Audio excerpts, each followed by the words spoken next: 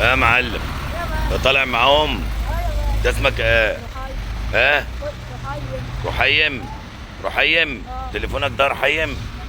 ما شاء الله. عندك كام سنة؟ انا عندي 12 سنه. شغال في الفراخ بقالك قد ايه يا لا انا رحيم؟ مش شغال في الفراخ، انا بطلع مع ابويا كده عادي. ابوك يعني انت ابن اسامة جمال؟ اه. ماشي يا رحيم. خلاص انت كده هتنزل على النت يا رحيم، تعمل حسابك بقى مش اول مره على فكره. ايه عادي. يعني نزلت كتير؟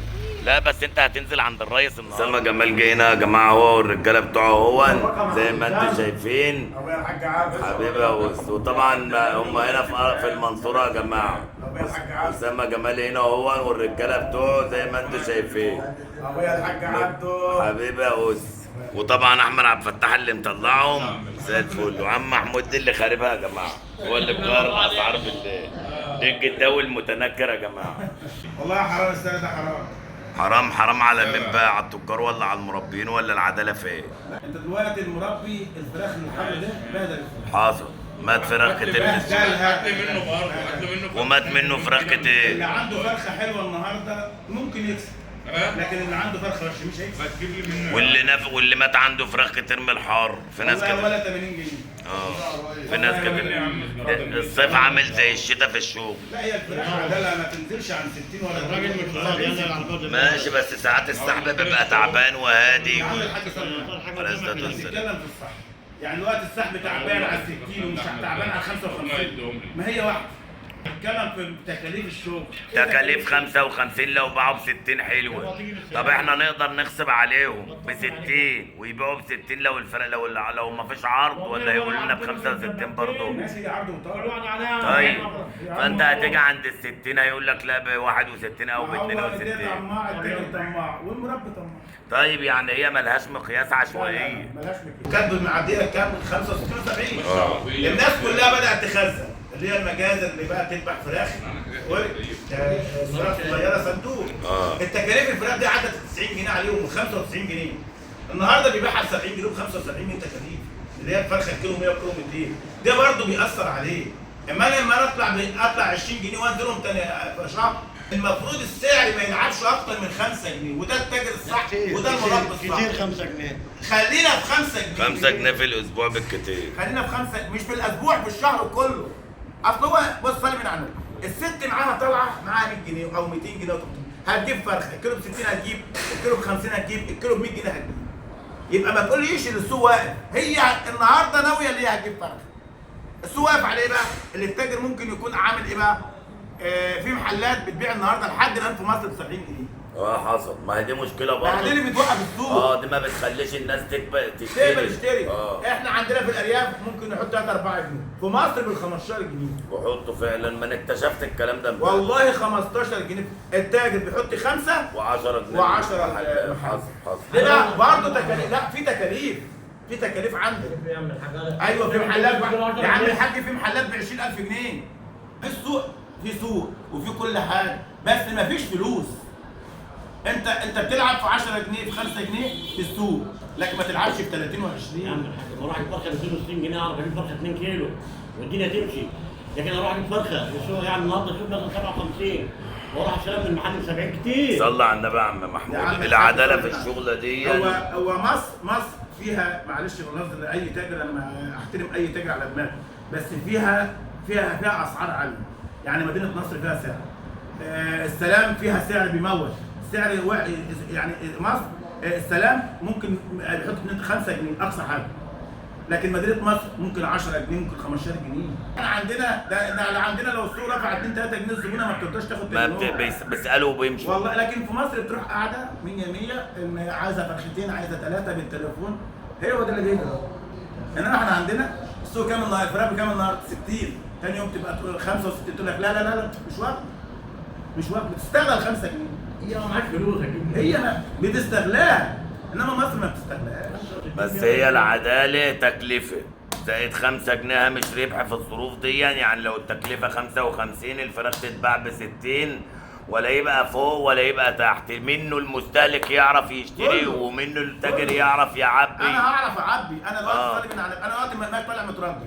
يعني السوق كان 60 قبل ل 57. طب 57 ايه 60 و57؟ ما انت بتخلي المربي ما يبيع، يبقى سوق ناس تطلعه اساسي، ناس المعلمين تطلعه. انا معلش بعد اذنك، انا العصر سمعت 60 جنيه للمربي، حاجه اتصل عليه العشاء اقول له السوق 57 والله ما هو بايع. طيب بعد ما يجيب لي المشوار يقول لي لا يا عم مش بايع، مش كده بيجرى؟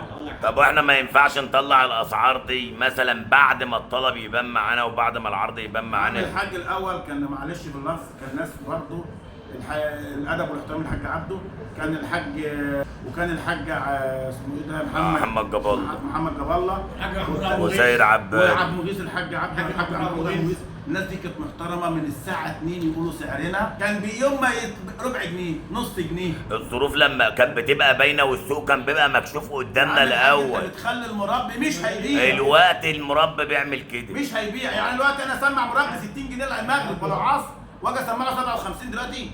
لما سوق السعر يطلع اسبوعي، السوق يثبت لمده اسبوع. طب وان العرض خف خلال الاسبوع او الطلب زاد خلال الاسبوع يلعب في جنيه 2 جنيه هو يشتغل نفس السعر، السوق يثبت اسبوع، السعر يطلع اسبوعيا. سعر الكتكوت وسعر العلب والتكلفه وتحط السعر. لكن انت ناسي حاجه معينه، ناسي حاجه ثانيه بقى. ناسي حاجه خلي بينا عنك. انت بتتكلم في الفراخ. ليه هو لو ربنا كرمه وباع ب 57 خليه كسب ال 70,000. ماشي ما كسبش ال 50,000. ما هو هما فرق يوم وليله. ضيعت له تعب. السوق يلعب جنيه 2 نزول طلوع. بس انت مش ايه عشرات وايه خمسات ديت، ما ده حرام برضه. مش ممكن تكون قيمه الفلوس اللي قلت برضه استنى حاجه انت انت دلوقتي صاحب المزرعه اما السوق بيجي 50 جنيه الاسبوع اللي فات لما جه 50 كله قلق وباع.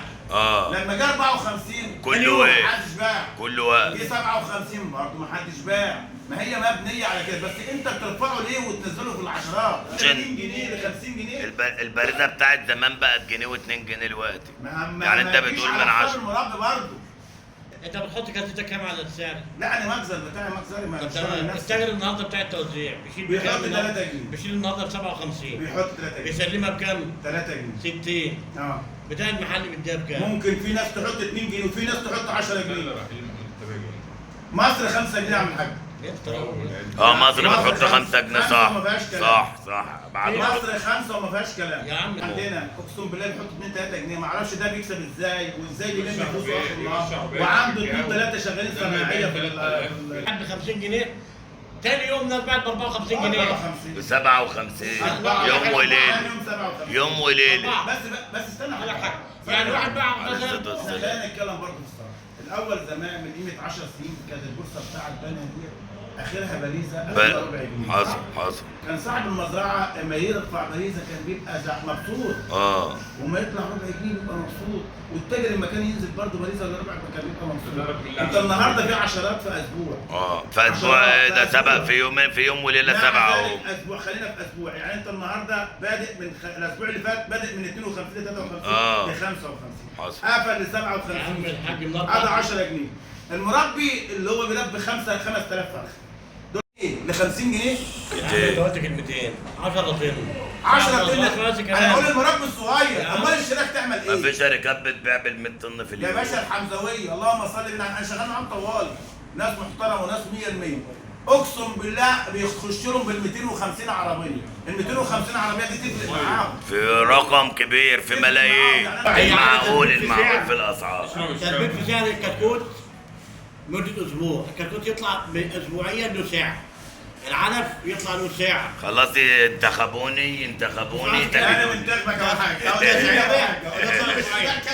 انتخبوني وانا اضبط لكم الدنيا والله. انت جاي معانا الانتخابات يثبت التسعيره. اقول لك ايه، انت ماشي بعربيتين معاك عقده كام؟ معايا عقده كام؟ بعربيتين 2 معاك حق عنبر. ماشي معاك حق عنبر بسيبه على السكه. ايوه المربي لو خسر احنا وقعنا. المشكله ان هم بيحسبوها غلط، هم بيحسبوها ان في عداوه بين المربي والتاجر. يعني هم بيحسبوها ان انتوا خطافين. انا مع المربي مش مع التاجر.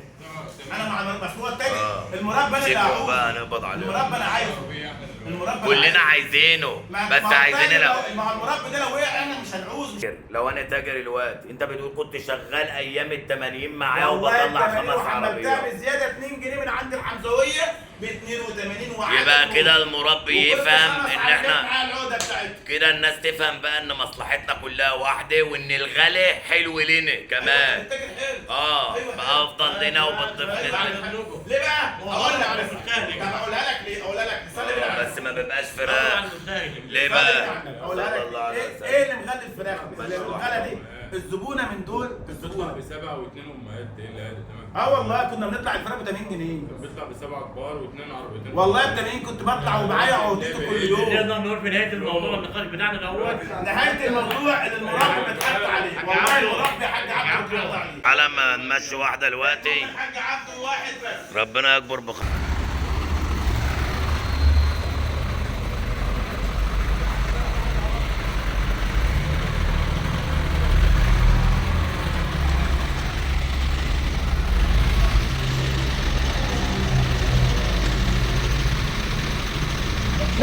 يا العربيه البيضاء اللي بره اللي بتاعت منى جاي ملاكي. ماشي.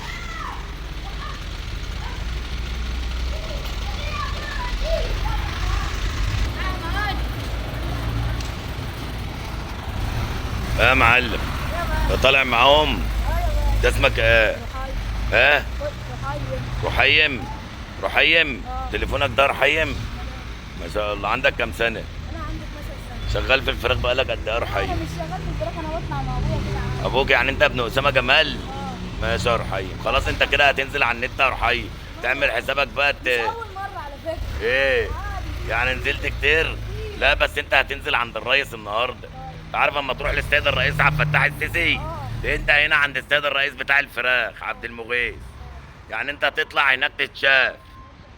يلا انت عامل، انت مشترك في الصفحه ولا مش مشترك انا صفحه معايا. بتاعتنا؟ انا لسه شاري تليفون جديد امبارح. طب هات. وعندك فيس لسه ما شاريش حاجه. وعندك يوتيوب كل حاجه ولا عملت الايميل؟ لسه.